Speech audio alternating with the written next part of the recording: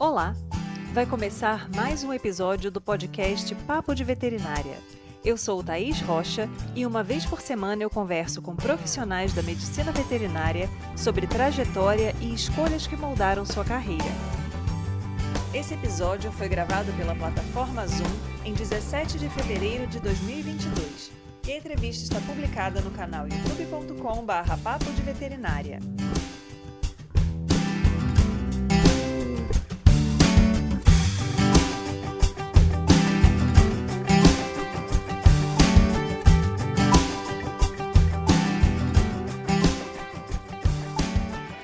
Para que não se perpetuem práticas abusivas com animais de experimentação, há uma área da medicina veterinária que se dedica ao bem-estar desses seres e à implementação da ética nos laboratórios. Quem nos conta mais sobre essa área de atuação é Érica Lage, médica veterinária graduada na Universidade Federal do Piauí.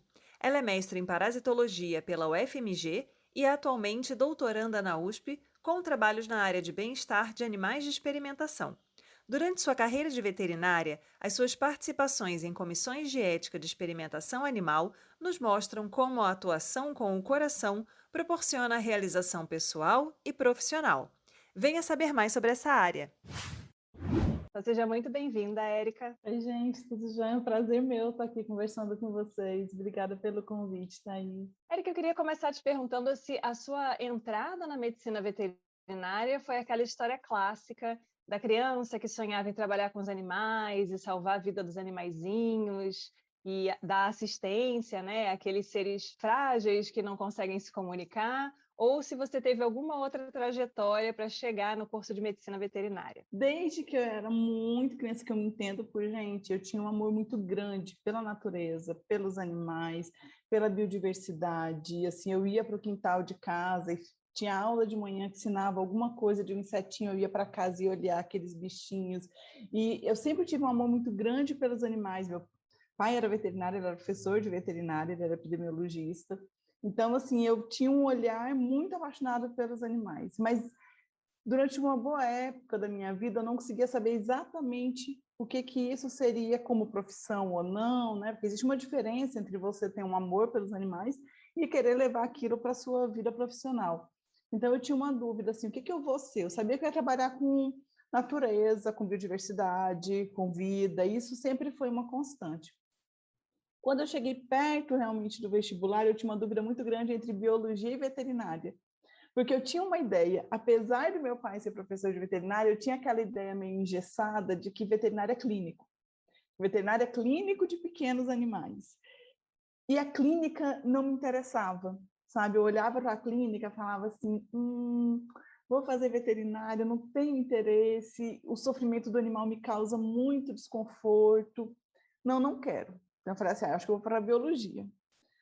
E aí eu conversava muito com meu pai foi me mostrando que a veterinária era muito mais, apesar de ter um veterinário dentro de casa, né? Mas a gente às vezes não consegue ali olhar e falar assim, eu tenho tantas áreas para trabalhar. E eu decidi meio que na última hora entre veterinária e biologia. Porque, inclusive, quando eu entrei no curso, que eu começava a falar sobre os meus interesses, muitos colegas meus falavam assim, não, mas você é uma bióloga. Você não é uma veterinária que falava assim, eu gosto de biodiversidade, gente, eu gosto de inseto, eu gosto de verme, eu gosto de zoologia. Você está no curso errado, faz biologia. E eu passei muito tempo achando, gente, será que eu sou bióloga, assim, mais de coração e veterinária de profissão? E foi ali pelo segundo, terceiro semestre que eu percebi que a veterinária era muito mais ampla e que aquilo que eu tinha como perfil também era veterinária, e a veterinária também fazia aquilo ali. E é muito interessante porque você tinha um veterinário que trabalha com epidemiologia dentro de casa, que quando a gente pensa no rol de atuações do médico veterinário, é uma área diferente, né? É uma área que é um pouco fora daquele habitual de clínica de pequenos animais, de branco, jalequinho, estetoscópio no pescoço, que trabalha com um cachorrinho, com um gatinho, né? Então é bem interessante como foi uma das questões que me levou também a desenvolver o canal, exatamente isso, né? O olhar que a sociedade tem sobre a nossa profissão, que acaba sendo muito limitado, né? E isso traz uma série de limitações, porque a pessoa que vai escolher fazer o curso fica muito perdida, né? Achando que a opção que ela tem é só aquela ali. E para algumas disciplinas, né, a gente já teve alguns papos com médicos veterinários de áreas diversas, o aluno é apresentado aquela matéria muito tardiamente no curso, então só quando chega no final que ele fala: "Nossa, eu posso trabalhar com alimento. Nossa, eu posso trabalhar", né, e assim vão outras áreas que às vezes não despertam, né, o estudante para a atuação. Então é bem interessante. Mas que bom que você parou na medicina veterinária. Como é que foi a sua escolha de área dentro da profissão? Em que momento você começou a perceber dentro do curso a área que você tinha mais afinidade e que você falou: "Não, é com isso aqui que eu quero trabalhar"? Como eu entrei sabendo que eu gostava muito de zoologia, muito de biologia, de genética, de evolução, eram conteúdos que são correlacionados, né? Você vai estudar biodiversidade, você acaba estudando um pouquinho evolução e acaba estudando um pouquinho também classificação. Então, quando eu entrei, eu fiquei assim, eu vou para a genética, evolução vai estar dentro da genética, inclusive eu fui estagiária no laboratório de genética, eu falei assim, talvez eu vá para aqui. Quando estava no quarto semestre, eu tive a disciplina de parasitologia. E assim, eu falei, me encontrei. Vou ser parasitologista, porque falava muito alto com questões que são muito importantes para mim. Né, que era justamente o respeito à biodiversidade, uma das coisas que mais me chamava atenção na Parasita, era não, justamente o estigma que a gente tem. E aí, isso eu vou tentar te explicar como é que uma coisa leva a outra e coisas aparentemente desconexas se conectam na minha cabeça, tá? Uma coisa que me chamava muita atenção na Parasita era olhar e falar assim, eu sempre, quando eu era criança, via os animais, se aquele estigma, esse animal não serve para nada, esse animal é uma praga, e meu pai tinha muito esse olhar, de olhar os animais dentro da natureza, nós como mais uma espécie, não uma espécie sobre as outras. E quando eu cheguei na Parasito, isso foi muito importante para mim, porque conversava diretamente com isso. Então eu olhava para os eumintos e eu falava assim, cara, esse verme é lindo. Por quê? Porque ele é um ser vivo da natureza, muito lindo na morfologia, tirando aquela ideia que as pessoas têm de repugnância, né? Então, assim, se você olha com outro olhar, do que faz uma borboleta ser linda, o que faz um aminto, um carrapato, uma pulga, eu acho pulga maravilhosamente lindo. Inseto, gente, mosquito, eu acho os mosquitos assim deslumbrantes de beleza, tem sabetes, eu acho muito lindo. E eu fui olhando justamente com esse olhar da natureza, entende? Independente de a gente, porque isso é uma validação que nós fazemos. Então, essa validação de esse animal é isso, esse animal é aquilo, esse é nojento, esse é de companhia, isso acaba me levando para o bem-estar animal também. Porque a partir do momento que eu fui tendo outras disciplinas, e com esse olhar que eu já trazia de casa, eu olhava e falava assim, mas por que, que a gente trata assim um camundongo? Por que, que a gente trata assim um hamster? Por que, que a gente trata assim esse ou aquele animal? O que está por trás dessa valoração moral que a gente tem? Né, de olhar para alguns animais e achar que esse animal ele serve para isso, esse animal ele serve para aquilo, e isso acabou me levando para um estudo que foi meio autodidata, porque na época o bem-estar animal não tinha na graduação, em várias disciplinas eu vinha práticas que eu sou formada já há um bom tempo, né? Não vou dizer aqui a idade para não entregar assim claramente, mas já eu tenho alguns anos de carreira, e na época não existia bem-estar animal no meu curso de graduação. E eu via muitas práticas que hoje, felizmente, elas não estão mais sendo praticadas, mas que na época eram muito corriqueiras, né? Que hoje seriam classificadas como realmente práticas de maus tratos com os animais. E eu falava assim, gente, isso não é admissível, mas me parecia muito natural. Ao meu redor, todo o entorno naturalizava muito como os animais eram tratados. E durante um período eu me questionei, eu falei assim, será que eu estou no curso certo? Naquela questão inicial, né? Quando eu pensei assim, lá na Parasita, me encontrei. Aí depois eu fui avançando, falei assim, gente, acho que não. Porque se para ser veterinário tem que ser tão natural isso, eu não nasci para ser veterinária. E aí depois eu fui perguntando assim, será que eu estou errada, estou desconexa no mundo? Ou será que isso é um pensamento que existe algum fundo, né? Só eu, vamos dizer, com a linguagem... Não sou jovem, né? Vou tentar usar uma linguagem de jovem, certeza que eu vou errar. Mas tipo que o pessoal fala como se fosse assim, um drama, um mimimi, uma coisa assim minha, né? Porque me diziam isso, falavam assim, você não consegue, porque muitas práticas, por exemplo, de zootecnia, você não consegue ver essas práticas porque você é muito urbana. A zona rural é assim, o mundo real é assim. Eu falava, gente, não é possível que seja desse jeito. E hoje não é, tá, gente? Quem está vendo o vídeo, a gente teve uma mudança muito grande. de percepção, uma renovação muito grande na profissão. E eu comecei a estudar, então, bem-estar animal. São os links aí das conexões, que na minha cabeça faz sentido, tá? Não sei se faz a de vocês, mas na minha cabeça acaba fazendo sentido. E isso acabou fazendo em paralelo eu gostar muito de parasita e eu começar a estudar bem-estar animal, mas de uma forma, assim, bem rudimentar. Para quem está vendo o vídeo, gente, isso aí tem alguns anos, tem umas 2 décadas, basicamente. Nessa época, a internet não era como é hoje, a gente não tinha aplicativos em celular, a gente tinha celular basicamente para ligar e mandar SMS. Então, para eu conseguir esses conteúdos, eu comecei a ir atrás, correr, falava com um, falava com outro, fui descobrindo quem eram as pessoas que estudavam isso, e isso me deu um alento muito grande. Eu falei, não, olha, tem gente estudando isso, tem gente se questionando disso, e isso é uma área que eu gostaria de trabalhar, que uniria coisas que para mim são muito importantes. Nesse período, eu fiz iniciação científica em patologia, trabalhando com hamster, e aí eu comecei a muito me questionar também dos animais de experimentação, que até hoje é uma área que eu tenho interesse particular, que são os animais de experimentação e a maneira como a gente lida com ele, legisla. Eu sou muito contra ideias muito polarizadas, né? Tanto a ideia de você falar assim, vamos abandonar o uso de animal, quanto a ideia não existe nenhum problema em qualquer prática que eu vá fazer. Então, isso foi me levando para um caminho de construção, um caminho ali do meio, né, de consenso, de ir atrás de legislação, me uniu em outras áreas. Eu comecei a estudar um pouquinho de como que outras profissões veem os animais, seja como é que é construído isso. No meu mestrado, eu trabalhei com roedor, que era um animal ali da biodiversidade. Eu morava em Minas, mas eu tenho o coração preso no Nordeste, então eu trabalhei com cutia no meu mestrado, com a parte sistemática, a parte de evolução, vou unindo coisas desconexas, mas para mim que são muito importantes, e fui para o Ceará.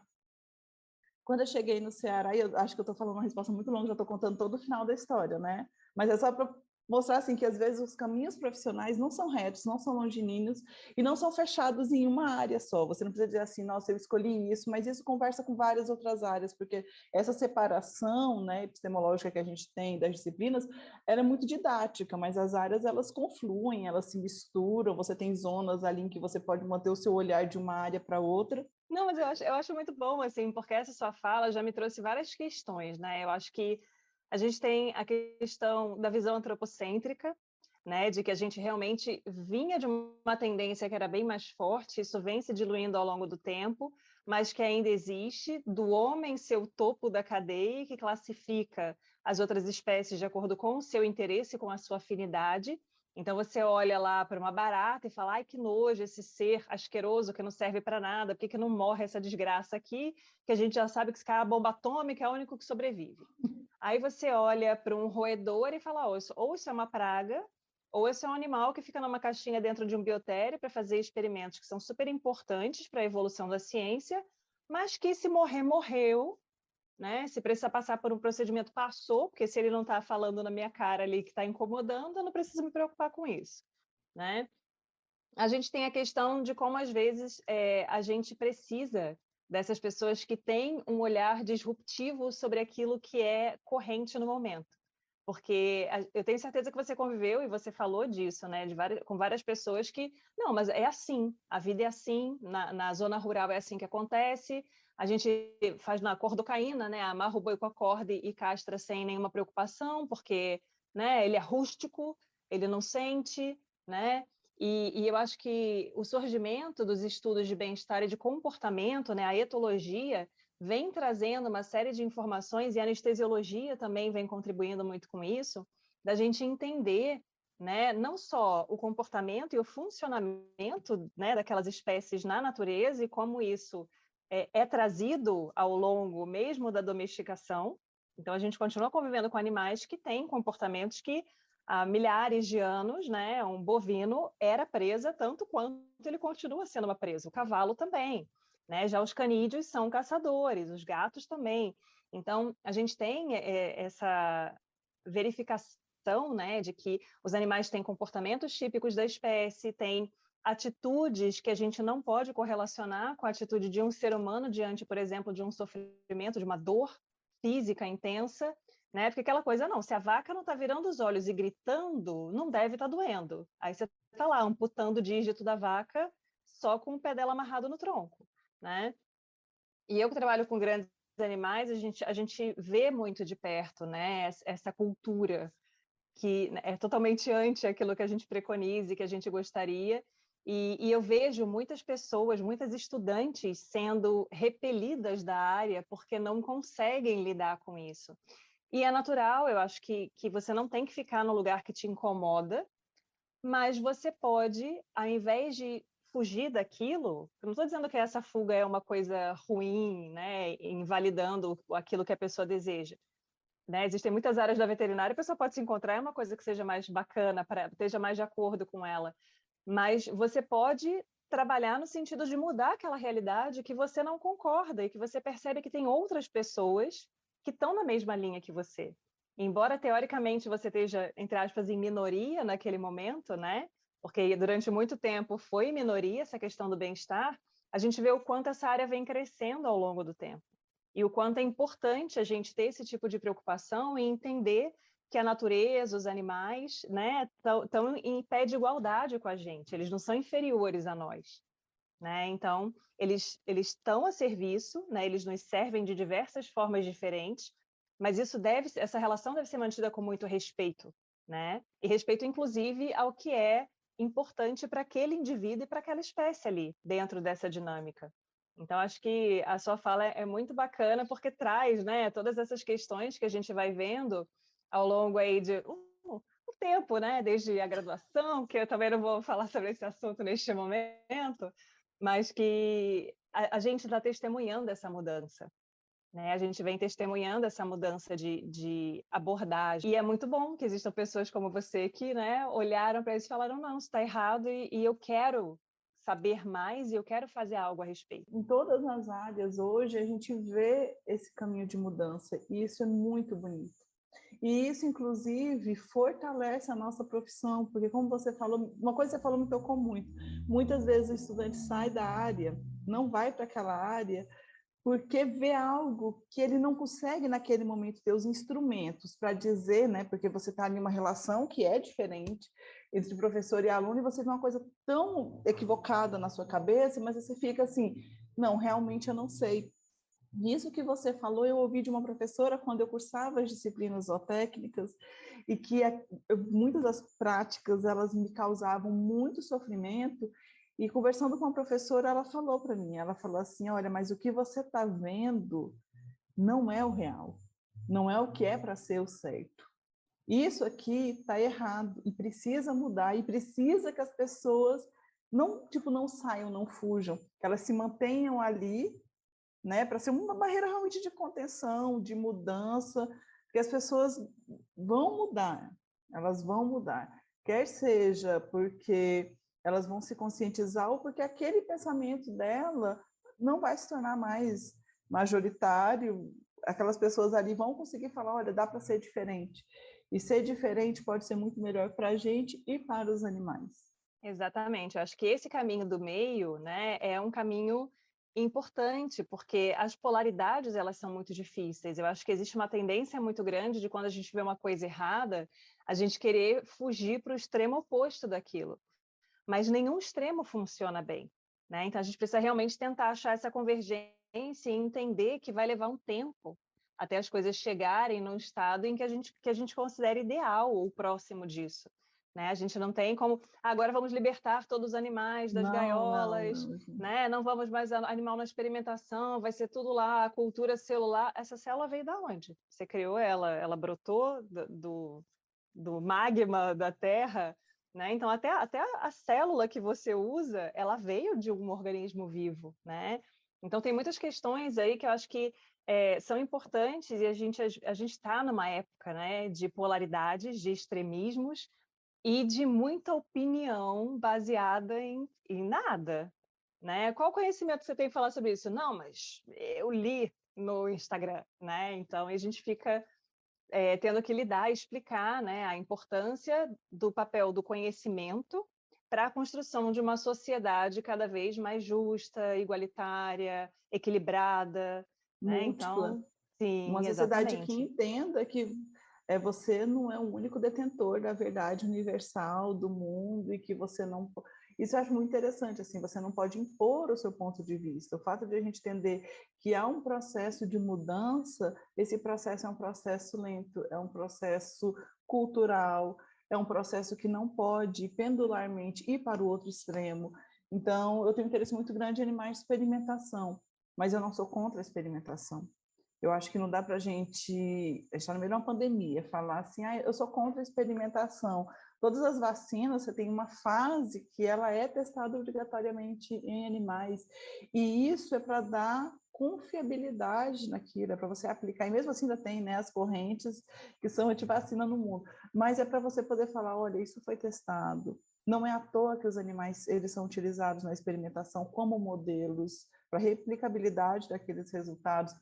A gente procurar ter alternativas, procurar ter métodos substitutivos, entender que a gente precisa reduzir o número de animais, que não dá para usar um número absurdo aleatoriamente, simplesmente porque o animal está ali.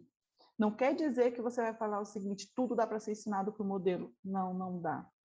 Você não consegue reproduzir 100%. Existe um momento, né? Você não precisa chocar ali o aluno no primeiro dia com algo que o aluno, inclusive, não está preparado para aquilo. Mas existe um momento em que ele vai ter que entrar em contato com o animal.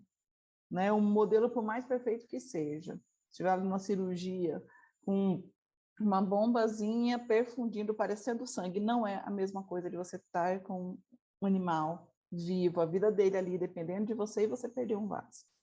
É diferente, emocionalmente é diferente. A gente tem que ter um preparo até que o aluno chegue nesse animal.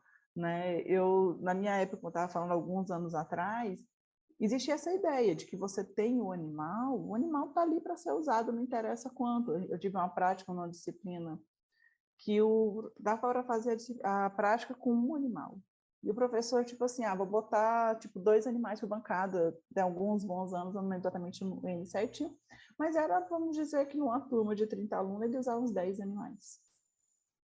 E eu olhei e falei assim, mas não precisa, essa prática você consegue reproduzir com 4 animais, um por bancada, vamos dizer assim. Ele falou, não, mas eu tenho sobra no biotério. E aquilo me causou um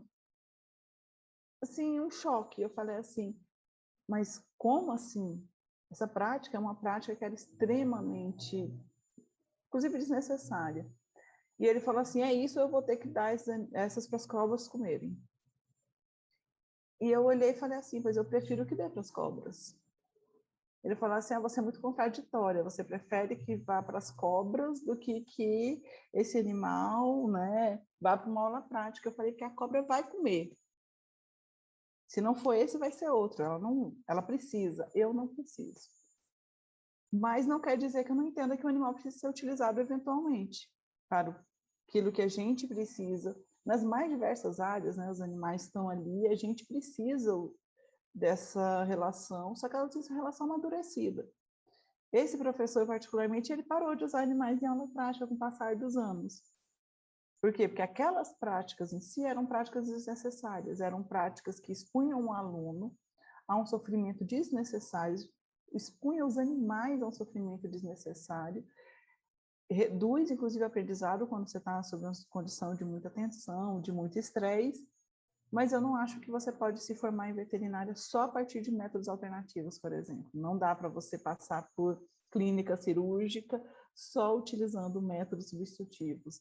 Né? A gente vai ter ali uma perda do mundo real. No mundo real, você não vai trabalhar com modelo. No mundo real, o animal, de repente, superficializa da anestesia. No mundo real, o animal tem um peso diferente. É para você manejar um manequim, é diferente de você manejar um animal. No mundo real, todo mundo está mais tenso naquela situação do que quando todo mundo está lidando com o manequim. Então, a gente precisa, tem um momento que você precisa. Né? Eu sou contra essa ideia polarizada, eu acho que ela sempre leva a caminhos que são equivocados. É muito importante que a gente tenha esse movimento vindo, e eu imagino, assim, você seguiu nessa linha, né, de uma coisa que te interessava, que você não concordou. Imagina quantas pessoas desistiram no meio do caminho, exatamente por não encontrarem um suporte ou aquela gana de dizer, não, tá tudo contra, mas eu vou, porque é isso que eu acredito, né? Então, isso é muito bacana, é muito importante. E eu entendo o aluno querer, sabe? Porque muitas vezes, quando a pessoa entra na veterinária, o sonho é chegar aquele momento que ele vai ver aquilo, né? É diferente, né, para a pessoa ela mexer com o manequim, ela mexer, ela fala, eu vou fazer uma cesárea, nossa. Não era algo que me encantava, mas eu consigo entender que isso é um motivador de muita gente que escolheu veterinária, que muitas vezes escolheu veterinária por isso, porque queria aquela prática, queria desenvolver aquilo. E por isso que eu te digo, assim, eu tento muito ser ali no caminho do meio, porque eu acho que se você se torna muito radical em qualquer conceito, você perde o olhar do outro. Você fala muito em empatia, por exemplo, eu não quero aula prática porque eu sou empática com os animais. E você perde a empatia com outros seres humanos que têm o direito de ter visões, interesses, motivações diferentes da sua. A pessoa quer ver, ela quer fazer. Eu devo dizer, eu não gostava das aulas de cirurgia. Mas eu entendo que precisa ter pessoas que gostem, que precisam ter pessoas que, como você disse, elas precisam achar as alternativas delas. Olha, eu não vou ter isso aqui, eu vou aprender. Eu quero aprender, eu vou fazer o quê? Eu vou utilizar primeiro ali um cadáver na patologia, eu vou construir um manequim, eu vou fazer aquele batedor para testar os pontos, eu vou ver na internet quais são os modelos que eu poderia utilizar, porque assim, tem caminhos para ela encontrar e desenvolver aquela paixão dela, né? Não necessariamente não se angustie, né? A gente não precisa trazer tudo para a aula, assim, falar, olha, vou te dar aqui todas as oportunidades. Eu lembro de uma vez, você falando, eu lembrei de uma aluna, eu dava parasitologia, e ela foi para um congresso, e o congresso era com insetos. E ela voltou e falou assim, Érica, tem muito mais díptero do que você faz. Eu falei, claro, gente, olha a natureza, a gente nem conhece todos, e tem muito mais. Eu preciso te dar o que é base, para que a partir dali, quando você veja um díptero, você saiba reconhecer. E a partir dali, você saiba pelo menos os principais grupos, mas nem mosca, eu dou representante daquele grupo. E mesmo assim, são mais de 100 parasitas estudados. Agora, olha a natureza, se você for comparar tudo que pode acontecer no seu exercício profissional, o professor foi englobado dentro de uma disciplina, o curso é só daquilo e não termina. Exatamente. É uma questão que a gente tem trazido bastante, assim, nos últimos papos, né? A universidade, o curso de graduação, ele é uma vitrine, né? Onde você passa ali aquele conhecimento básico, fundamental, mas a partir dali existe muita coisa a aprender. Então, o aluno precisa ter essa noção também. Imagina, eu achei engraçado isso. Nossa, professora, existe muito mais mosca, existe muito mais inseto. Sim. E, Érica, qual o profissional, assim, que você considera, ou quais profissionais que você considera referências na área, né? Que são pessoas que você olha e fala assim, cara, essa pessoa aqui tá no meu coração, assim, que trabalho bacana, né? Que abordagem interessante, ou que abridor de portas, né? Para as pessoas que vêm querendo seguir essa linha.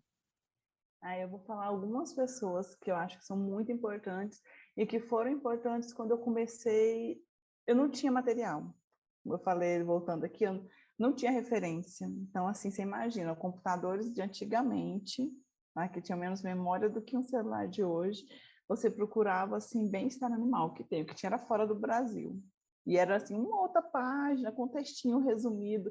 E algumas iniciativas e alguns profissionais que estavam no Brasil já nessa época foram muito importantes para uma coisa que você comentou mais cedo, que é o de você falar, olha, tem uma luz, tem mais pessoas, e eu vou ficar lendo o que essas pessoas estão escrevendo, eu vou procurar o que essas pessoas estão falando, vou ir para eventos que essas pessoas estão participando, porque eu quero justamente assim me aproximar e para conhecer mais, porque foi basicamente um conteúdo construído ali pedrinha por pedrinha. Então tem a professora Carla Molento, que eu acho assim uma pessoa exemplar, exemplar mesmo. A Rita Leal Paixão. Mas assim, o professor Adroaldo tem, eu não sei se você já conhece, pessoal que está vendo o vídeo, o professor Adroaldo Zanella, né? Ele tem uma trajetória muito bonita dentro do bem-estar animal, o primeiro doutor em bem-estar animal no mundo. E puxando a sardinha não por ser meu orientador, mas eu estou fazendo meu doutorado atualmente. Eu conheci o professor Adroaldo em 2012. Porque eu ficava indo, assim, ia atrás de eventos. Então, assim, tem um evento de bem-estar animal aqui, eu ia nesse evento. Tem um evento de bem-estar animal aqui. E aí eu participei de um evento do professor Matheus Paranhos, que é outra pessoa que eu acho muito incrível também, né, do Grupo Ético. E nesse evento fizeram uma lista, tinha um representante da FAO, a Daniela Bataglia, e ela fez uma lista das pessoas assim que tinham interesses nos eventos. Eu coloquei lá meu nome, não, eu tenho interesse de estar nos eventos de bem-estar animal. E foi o evento que eu conheci o professor Donald Brum, que também é uma sumidade. Eu conheci no evento, falei assim, gente, as minhas fichinhas para zerar a vida, um deles era o Donald Brum. E aí eu fui nesse evento, eu recebi um e-mail lá da Daniela, que tinha um evento em Bruxelas. E aí eu falei assim, vou para esse evento, e vi que o professor Adroaldo, nessa época, ele morava na Europa, vi que ele ia estar lá. Eu falei assim, vou chegar lá para me apresentar, né? Só que quando eu cheguei lá, assim, tinham muitas pessoas ao redor dele, conversando. E eu fiquei assim, eu vou lá me apresentar. Falei com ele rapidamente, muito rapidamente, e ele foi extremamente gentil e acessível. Que era uma coisa que eu não imaginava, sabe, assim, estava ali todo mundo ao redor, todo mundo falando com ele, e eu cheguei assim, meio que, oi, professor, tudo bom? Eu estou lá do Brasil, eu sigo o senhor, assim, eu não tinha nenhuma formação que me desse segurança na época, eu estava correndo atrás, né, eu li aqui, ia no evento ali. Aí ele falou, pronto, conversou bastante comigo, falou, tem uma ideia de vários trabalhos no Brasil. E eu, pronto, voltei para o Brasil e acabei que ele estava lá. Eu não consegui manter assim, as atividades que ele tinha, eram basicamente focadas na Europa. Depois ele fez concurso na USP. Eu falava assim, eu gostaria de trabalhar com o professor Adroaldo. E aí, por coincidência da vida, eu acredito muito que as coisas elas vão se encaminhando. Se você vai num caminho certo, num caminho constante, as portas elas vão se abrindo, você vai acabar cruzando. Então, anos depois, em 2018, 2017, eu conheci de novo o professor Eduardo, eu conheci de novo porque aquilo ali foi só um encontro, né? Eu lembro, mas eu já falei para ele mais uma vez, tem vezes que ele não lembra. Mas aí eu conheci ele porque eu trabalhava no Ceará, né? Na hora que eu interrompi lá a resposta, eu fui para Sobral, e lá eu comecei a dar aula, dava aula de parasito. Lá não tinha na matriz, na época, bem-estar animal, e eu falei, precisa, porque eu acho que é importante sensibilizar o aluno, né? Falei, vamos colocar a disciplina de bem-estar animal. E aí, nessa época, logo em seguida teve a Lei 11.794, que é a lei, né, que regulamenta a utilização de animais para atividade de ensino e pesquisa, é onde montou a CEUA na instituição que eu trabalhava. Eu estava na CEUA, e nesse momento ali eu estava entre a gestão pedagógica do curso e entrando na coordenação. E foi quando o professor Adroaldo começou a ir para o Ceará, para uma fazenda de jumentos, deve ter ouvido falar da Força Tarefa Nacional pelos Jumentos do Nordeste, tinha uma fazenda em Santa Quitéria, que a gente dava um suporte, um apoio por essa parceria. O professor Adroaldo era um dos parceiros, junto com uma ONG internacional, e aí a gente se reencontrou e eu comecei a conversar com ele e falei, olha, eu tenho muito interesse em fazer meu doutorado, porque assim, eu saí do mestrado, fui para o Sobral, comecei a trabalhar, né, e vida que segue, fui trabalhando, dando aula, entrando na parte de gestão. Então, assim, eu falei, não, quero parar, quero fazer meu doutorado, porque é uma coisa que eu acho que é importante para mim. Ele falou, portas estão abertas. E eu puxando a sardinha dele por isso, assim, ele foi muito gentil, e convivendo com ele, ele é muito empático, assim, uma das pessoas mais empáticas que eu conheço, respeita o tempo das pessoas, respeita as particularidades de cada um e trabalha com uma ideia de reforço positivo que eu acho muito importante, né? Você trabalhar com alguém que você faz ali, ela te valoriza, ela valoriza o que cada um faz, ele sempre tenta ver o lado positivo das situações, e isso acaba sendo muito refletido na equipe dele que trabalha. E realmente, assim, eu tenho nele um grande exemplo de uma pessoa que vestiu a camisa do bem-estar animal muito antes, inclusive, de eu entrar na veterinária, né? E enfrentou muito preconceito ao longo da vida, é natural, né? Uma área que ele desbravou efetivamente e sempre com muita simplicidade, que eu acho que é uma coisa muito importante. Assim, você conversa com ele é extremamente humilde, simples para ouvir, para aconselhar e para empolgar todo mundo, que está tudo maravilhoso, é incrível a sua ideia, ele coloca para frente, e isso é muito importante. E aí uma outra pessoa que eu acho extremamente importante na profissão é a Temple Grandin, né, que ela também trouxe ali um avanço muito grande para o bem-estar animal. Essas são as pessoas que eu acho que são exemplos, né, a gente nunca deve citar nomes, né, porque a gente nunca consegue falar de todo mundo, tem muita gente boa, mas assim, na minha formação foram as pessoas que eu busquei como norteadoras, como exemplos profissionais. Sempre muito importante a gente ter referências, né, e principalmente quando a gente encontra dentro daquele profissional que já agrega tanto à área, um ser humano que é muito legal de lidar, né, de conviver, uma pessoa que realmente tem esses aspectos, assim, você falando do professor Adroaldo, eu fiquei lembrando do Jurandir, meu orientador, que é exatamente esse tipo de pessoa, assim, é empático, é acolhedor, né, e é importante, eu acho que é um exemplo até de ser humano para a gente, porque a gente começa espelhando no profissional e a gente vê outras características e você fala: "Não, eu quero ser essa pessoa", né, ou uma pessoa como ele, né, que consegue ver o que tem de bom nos outros, né, e consegue estimular a entender que, cara, infelizmente, às vezes a gente não consegue, né, fazer o que a gente gostaria, existem circunstâncias diversas na vida que às vezes interrompem até, né, alguns movimentos que a gente está fazendo atrás do que a gente quer, mas não significa que você vai taxar aquela pessoa já desinteressada, olha lá, está largando o serviço, né? E eu acho que é um receio muito grande que a gente tem, né, de que as pessoas julguem a gente sem saber quais são as condições e como a condição é particular para cada um, né? Porque às vezes o que é um problema enorme para um, para mim não seria um problema. Sim, mas não é seu, então não se mete, né? Ninguém pediu sua opinião, basicamente.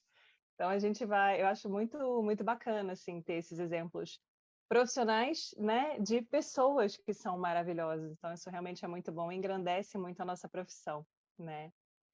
E Érica, com a experiência que você tem hoje, que você falaria para a Érica que entrou no curso de graduação, lá no comecinho do curso, aquela coisa, não sei se eu sou bióloga, não sei se eu sou veterinária, amo a natureza, onde eu me encaixo no mundo, existe um lugar para uma pessoa como eu na profissão? O que você diria para ela hoje? Eu diria para ela não desistir mesmo. É longa a trajetória, não é fácil sempre. Como você falou, todas as trajetórias de todos nós temos inúmeros percalços que a gente vai encontrando. Mas assim, eu diria para ela, vai dar tudo certo. É longo, é cansativo. Falar que para nós mulheres é ainda mais cansativo, né? Assim, quando eu conversava com as minhas alunas no curso, eu dizia muito isso, assim, nós mulheres ainda temos muito mais sobrecarga, muito mais percalços do que a gente, não tem uma paridade. Para você ainda que escolheu, por exemplo, trabalhar na área de grande, você percebe muito isso também.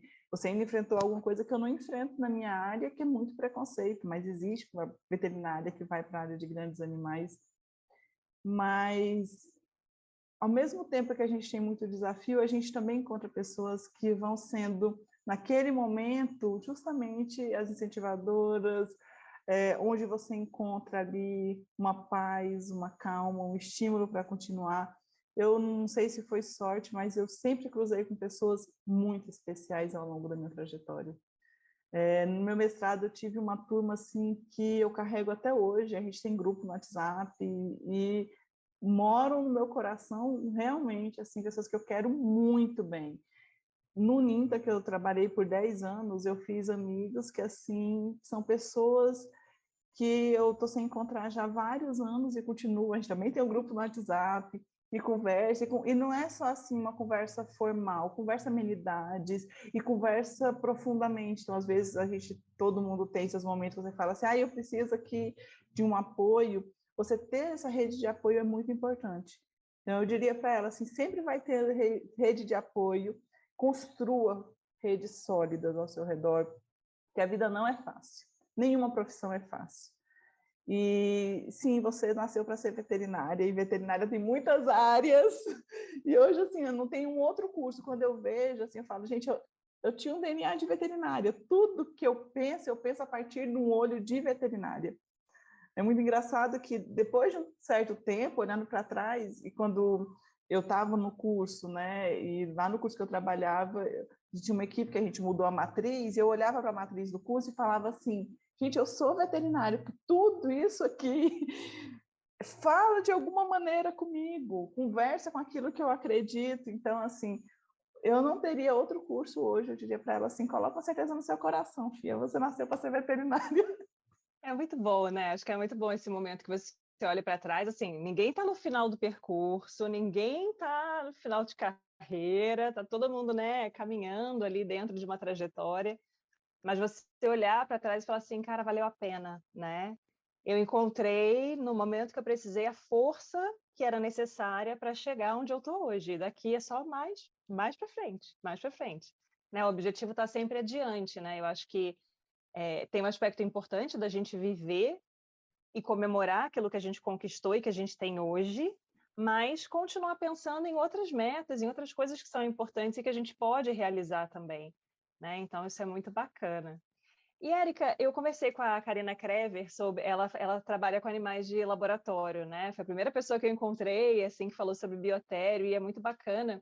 E a gente discutiu sobre a questão de, durante a graduação, a gente não tem contato com esses animais, pensando em como se preparar para cuidar de animais de biotério. A gente usa os animais em aula, mas né, você só sabe que está numa caixinha com uma garrafinha de água e uma raçãozinha lá, uma serragenzinha no fundo e não aprende nada sobre a biologia, sobre o comportamento, sobre as necessidades desses animais. Então, como é que foi para você, ou como é que é até hoje, né, encontrar informações a respeito disso? É uma busca meio autodidata, ou hoje em dia isso já está mais estruturado, já está mais acessível? Como é que está? Nos cursos de medicina veterinária, até eu estava fazendo um levantamento sobre isso, porque assim, a gente não tem realmente muita disciplina de ciência de animais de laboratório, infelizmente. Então, isso acaba não sendo estrutural na nossa formação. A gente vê o animal ali de uma forma paralela, né, como um instrumento de trabalho, e não como alguém a quem você também vai necessitar dar a sua atenção e seu cuidado. Então, da maneira como você aprende um monte de coisa de cachorro, porque você vai cuidar de cães, você aprende um monte de coisa de felinos, porque você vai cuidar de gatos, você aprende um monte de coisa de todas as espécies que a gente listou ali que são foco. Mas a pessoa sai não sabendo diferenciar um roedor de um lagomorfo, né? E fala assim, e os roedores entre si não sabem diferenciar, os grupos olham para um rato e chamam de camundongo, olham para o camundongo e chamam de rato. E isso, muito do que eu fui estudando, foi meio que essa ideia, né? Eu fui juntando vários interesses e um grupo que eu tinha particular interesse era animais de experimentação e fui juntando meio que nessa formação meu autodidata. Hoje a gente já tem vários cursos que têm a disciplina de ciência de animais de laboratório. A gente tem, e assim, várias instituições que estão ministrando cursos, tanto cursos livres quanto cursos de pós-graduação. E aí eu gostaria de destacar um, que é o ICTB da Fiocruz. Né? O ICTB assim, é uma referência realmente. Ele tem tanto mestrado quanto especialização em métodos alternativos ao uso de animais. E quem gosta dessa área entende, né, que dentro de um princípio de 3 R's, substituição é um caminho muito forte, muito importante, eu recomendo que se aprofundem, porque você vai conseguir entender, inclusive, que substituição não significa substituição total, não é uma ideia abolicionista, é uma ideia, como você falou, inclusive vários métodos alternativos necessitam da utilização de animais. Né? Quando você utiliza uma alternativa, muitas vezes é uma redução, você não tem como retirar aquela espécie, mas você consegue refinar ali estatisticamente com modelos computacionais para que você possa saber o momento certo de usar e a quantidade correta de utilizar. Tem cursos, então já fiz cursos na Fiocruz, a pandemia foi um paraíso para isso, então tinha cursos de manejo desses animais, curso de genética de camundongos. Eu gosto muito dessa parte de evolução, acho muito interessante. Eu fiz um curso de genética, fiz disciplina na área de métodos alternativos, no ICTB, também de forma remota, com o professor Otávio Presgrave, que era do Centro Brasileiro de Validação de Métodos Alternativos, o BRACVA. Então, assim, o que eu recomendo para quem tem interesse? Vários cursos já têm a disciplina, mas vão atrás de uma formação maior, mais robusta. Por quê? Porque lá, quando a gente vai para a legislação, o médico veterinário, ele vai ser o responsável técnico que aquele biotério tem que ter. E de repente ele se depara com um monte de animais e que ele, como você falou, ele não sabe nada sobre cruzamento, ele não sabe nada sobre comportamento, ele não sabe identificar se o animal está estressado, se o animal não está estressado, se o animal está com fome, não sabe planejar cruzamentos das espécies, inclusive para gerar, não sabe, ele vai chegar lá e vai ter que aprender tudo do zero. Então, assim, é importante que ele entenda isso, olha, eu quero trabalhar com isso, e ainda ao longo da graduação, ele vá construindo esse caminho. O caminho hoje é mais fácil para ser pavimentado, né? Mas não quer dizer que é mais fácil que vai estar ali entregue, a gente ainda precisa melhorar muito nisso. E aí, voltando numa outra questão que a gente já falou, o curso de veterinário é uma vitrine. A gente precisa trazer disciplina de ciência de animais de laboratório para dentro do curso, mas a gente também sabe que a gente tem uma carga horária muito grande, com um período muito curto, tem várias outras questões ali de organização realmente, de logística, inclusive de como é que você coloca aquelas disciplinas, porque também não dá para você olhar e falar assim, olha, eu vou colocar todas as áreas potenciais de trabalho do médico veterinário. Mas ter uma disciplina ali que faça parte da formação, eu acho muito importante. Ainda que seja uma disciplina que tem uma carga horária, que não é, você não vai ter toda a formação em ciência de animais de laboratório que você vai ter com gatos, que você vai ter com cães, né? Mas que você tenha pelo menos ali um olhar, inclusive para despertar interesses, para o aluno olhar e falar assim, olha, essa é uma área que eu posso trabalhar. Nossa, essa área que me interessa. E aí ele consiga ir construindo isso, consiga ir construindo esse caminho. E hoje também a gente tem na internet vários canais que promovem o aprendizado de forma remota, né? Tem o site do NC3R, tem várias iniciativas internacionais que aí você tem vídeos, tem tutoriais, que ajudam a pessoa nessa formação. Tem muito material, que é um material gratuito, que se ele for atrás, ele consegue guidelines internacionais, consegue as normativas do CONSEA, né, o Conselho Nacional de Controle da Experimentação Animal, trazem muita informação sobre os grupos, o grupo-alvo que ele vai trabalhar, porque a experimentação não é só, né, roedor lagomorfo, então tem várias normativas, ele fala, eu quero trabalhar com peixes, né, hoje a gente está vendo crescer muito o trabalho com peixe, eu quero trabalhar com peixe, ele vai ter normativa para peixe, eu quero trabalhar com roedor, vai ter normativa para roedor. E aí, quando ele for lendo ali, isso vai acabar formando nele um arcabouço maior de conhecimento.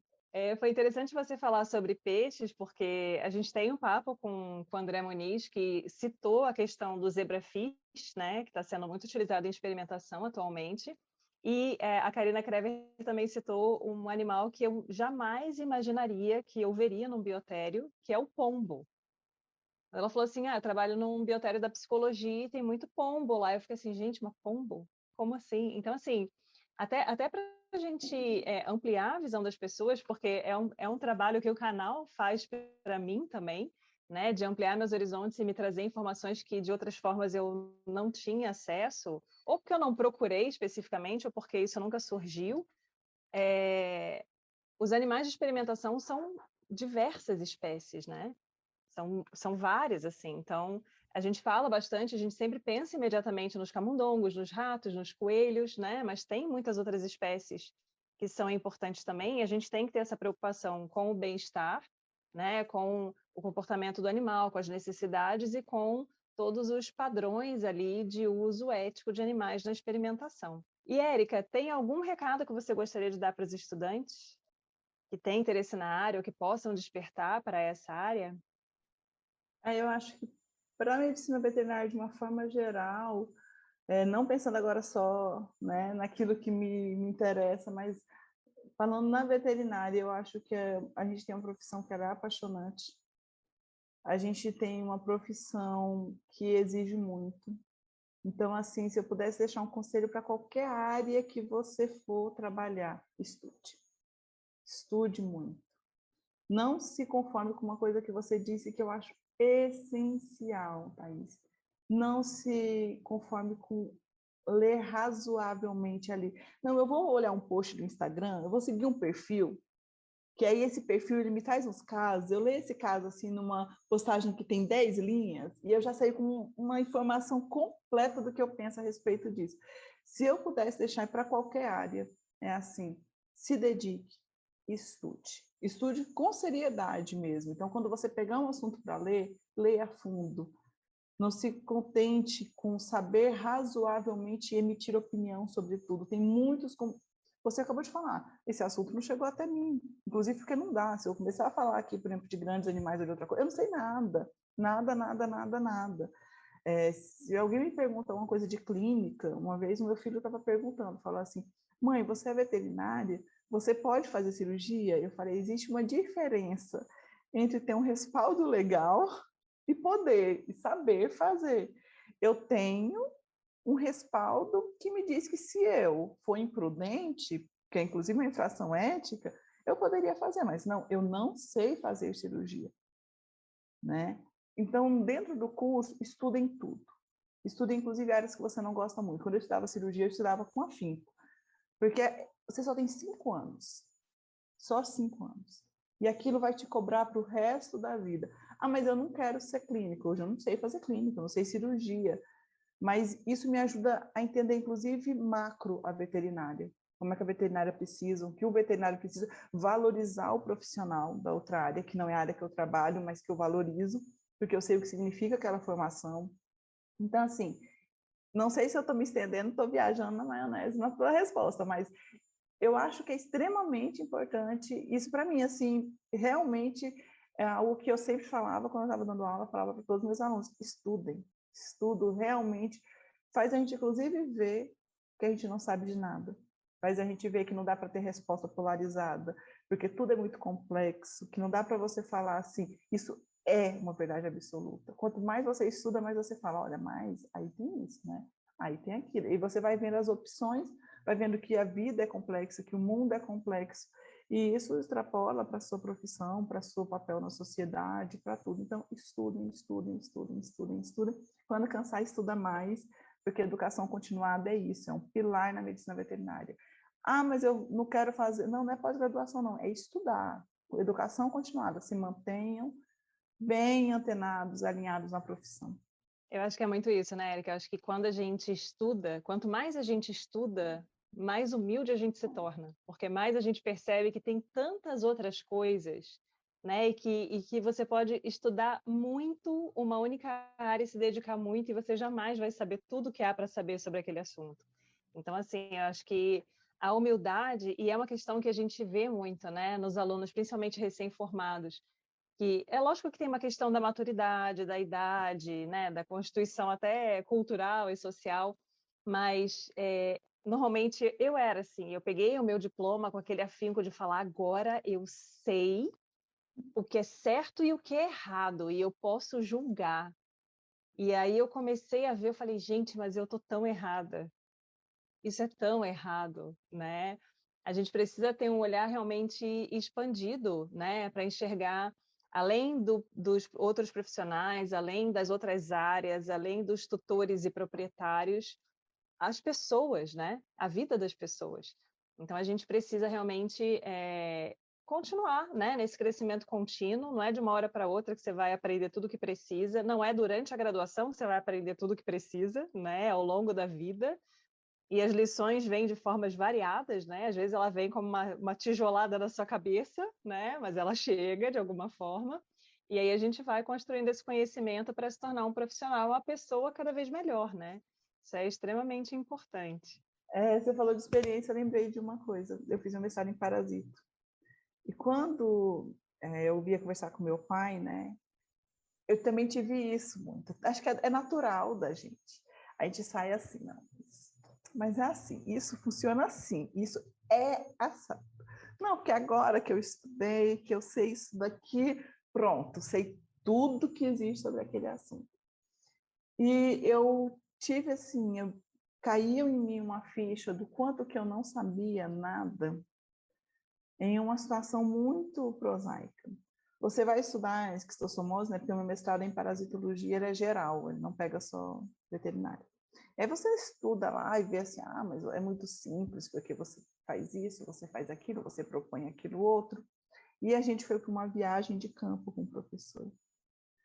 E nessa viagem de campo, o que eles queriam era justamente isso, né? O Parapsicologia da FMG, ela é muito renomada, então as pessoas ali estudam enlouquecedoramente, mas ele falou assim, vocês vão conhecer o mundo real, eu não ser um parapsicologista de bancada, que sai, sabe tudo daquilo ali, chega no mundo real, por que aquela parasitose continua? Porque a gente tem condições, né, determinantes sociais em saúde que impedem que você consiga impor aquilo. E esse professor levou a gente para uma viagem, e eu vou contar resumidamente a história. A gente fala muito assim, o ciclo passa pela água, né? A lagoa de coceira, entrou, coçou, pegou. É aquelas coisinhas que você vai lá, pensa que é uma receita de bolo, você aprendeu, pronto. E a gente chegou lá, a pessoa falou assim, observem. Tinha gente, num lugar que a gente conseguiu, inclusive, recuperar o caramujo, tinha gente lavando moto. E isso ficou muito marcado na minha cabeça. Ele falou, eu falei, eu vou interromper para gastar mais tempo, mas eu vou falar. E ele falou assim, olha, se você conversa com essa pessoa, se ele conversou lá, você não sabe que você não pode tomar banho aqui? Não, mas eu não estou tomando banho, eu estou lavando a moto, tomar banho eu sei que não pode. Então é muito fácil você chegar com verdades absolutas se você desconhece os saberes daquela população. Isso também é conhecimento, isso também é aprendizagem, isso é maturidade.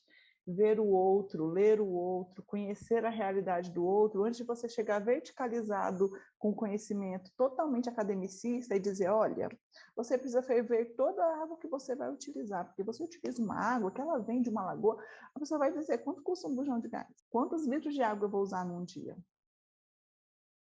Então, tem algumas questões que, esse exemplo que você foi falando, eu falei, ai, gente, deu vontade de falar. Porque realmente é isso. Estudem sempre, mas não percam humildade. Saber que você, por você conhecesse todo o conhecimento do mundo, você não conhecia quase nada. Né? A gente tem uma ilha de conhecimento no universo de desconhecimento. E todo o conhecimento do mundo que você tiver, ele tem que servir para ajudar o mundo ao seu redor. E não para que você chegue achando que você sabe como resolver o problema do outro.